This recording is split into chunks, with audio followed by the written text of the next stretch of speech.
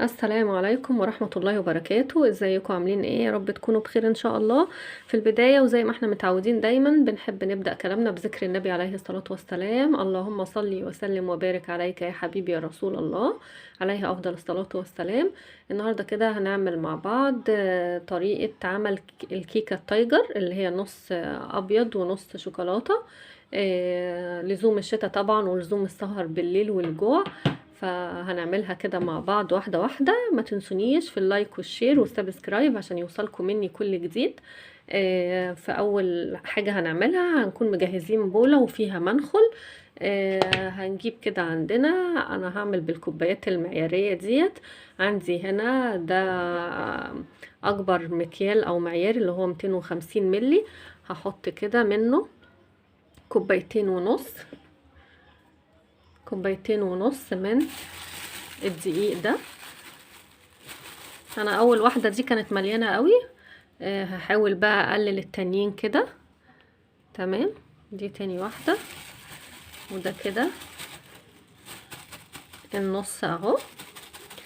هبدأ الاول اهو معاكم بالمواد الجافة. حطيت هنا كده الدقيق، وهحط معلقتين من النشا العادي اللي هو ده كده. انا عندي كيس من ده كده اللي هو تاج الملوك، هحط منه معلقتين. على قد ما نقدر نحاول ان احنا ننخل الدقيق كويس. نخل الدقيق ده بيساعد على ان الكيكة تطلع هشة. ادي اول معلقة، وادي تاني معلقة، معلقتين كبار هرميين كده اهو بالشكل ده. النشا طبعا بيساعد على ان الكيكة تطلع هشة برضو حلوة.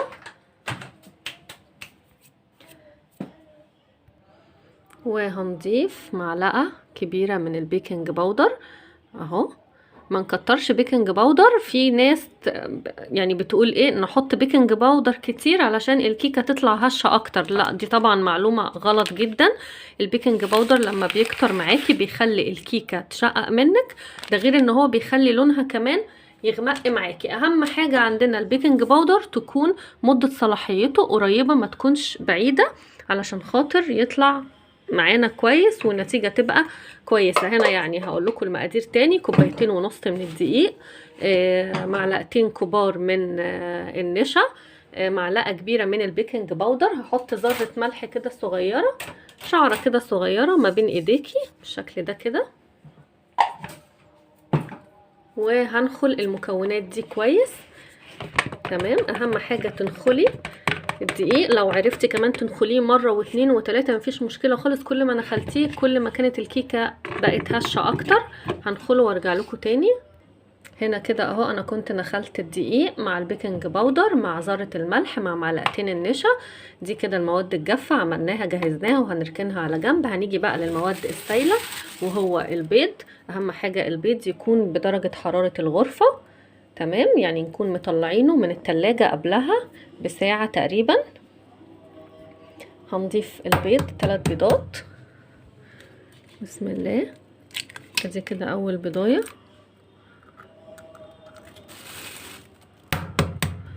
وادي تاني بيضايه،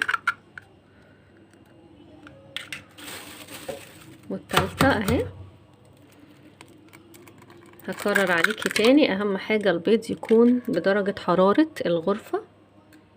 انا في قشرة وقعت مني هحاول اجيبها.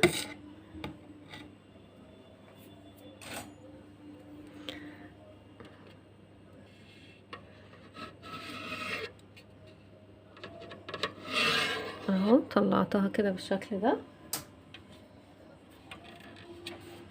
كده. انا حطيت ال3 بيضات، هحط عليهم معلقة كبيرة من الخل. ما تخافيش خالص، الخل مش هيظهر معاكي في الاكل نهائي او في طعم الكيكة. اهي معلقة كبيرة من بتاعة الاكل خل. تمام، وهنحط كوباية وربع من السكر، نفس الكوباية المعيارية اللي انا عايرت بيها الدقيق بتاعي. ادي اول كوباية، وهنحط ربعها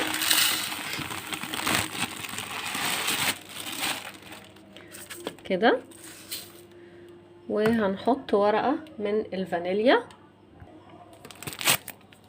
او هنحط ورقتين اهم مع بعض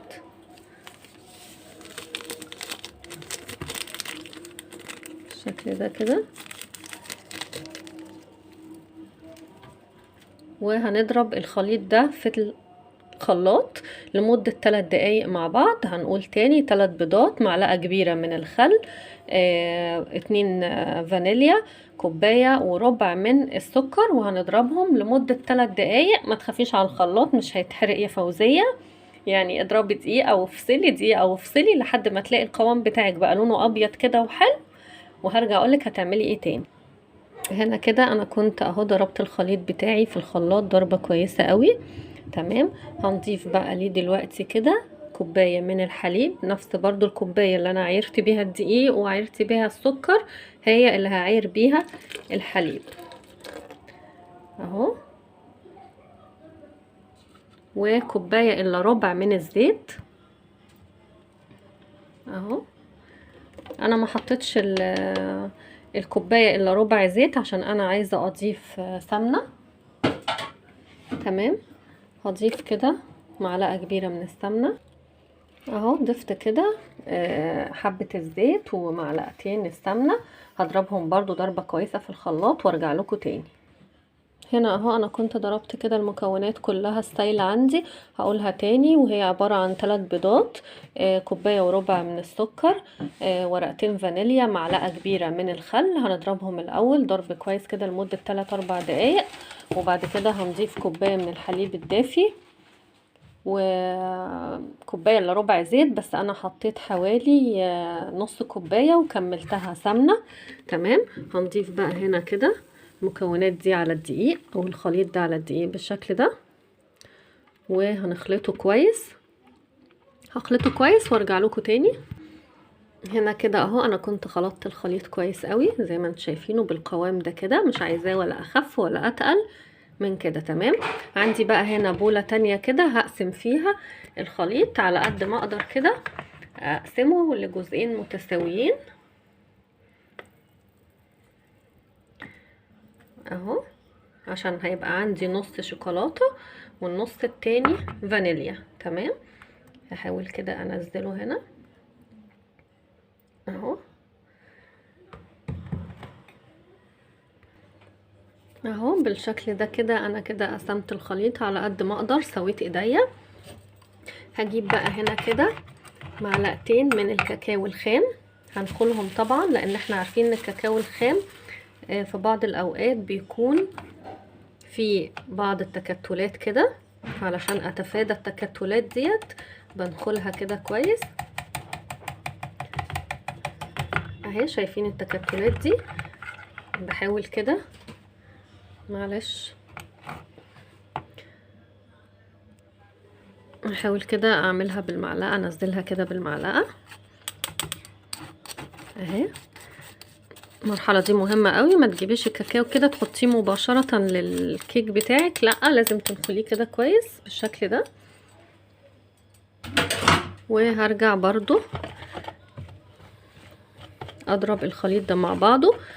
طبعا هنلاقي ان عندنا الخليط اللي احنا ضفنا له الكاكاو ده تقل معانا، هنضيف له كده معلقتين من الحليب واحده واحده. الحليب برضو يكون دافي علشان خاطر القوام عندي يبقى ده زي ده بالظبط.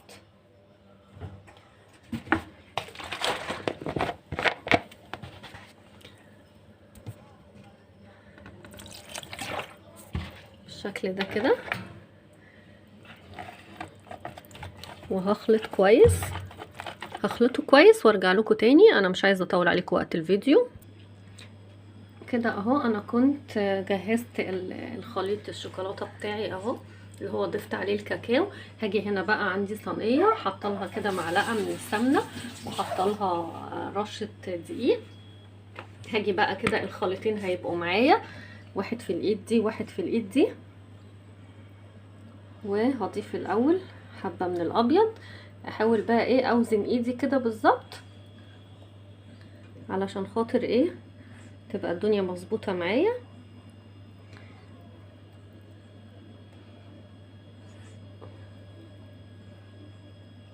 هحط صب حبة من الابيض وحبة من الشوكولاتة، حبة من الابيض وحبة من الشوكولاتة. هكملها كده وارجع لكم تاني. هو ده بقى كده كان شكل الكيك بعد ما صبيته. انا مش عارفة هو ليه طلع عامل كده بصراحة، بس مش مشكلة يعني ايه، ما عرفتش اظبط بصراحة. فهدخله الفرن كده وهرجع اوريها لكم تاني بعد ما تستوي. كده بقى بيكون هو ده الشكل النهائي للكيك بتاعنا، ومعاه كوبايتين شاي اهو بالشكل ده. والله بصوا، هو انا معرفتش اعمل شكلها تايجر بالظبط يعني، بس اهي شايفين قد ايه هشة وطرية اهي. يا ريت لو وصلتوا معايا لحد دلوقتي من الفيديو ما تنسونيش في الاشتراك واللايك والسبسكرايب عشان يوصلكم مني كل جديد. والسلام عليكم ورحمة الله وبركاته.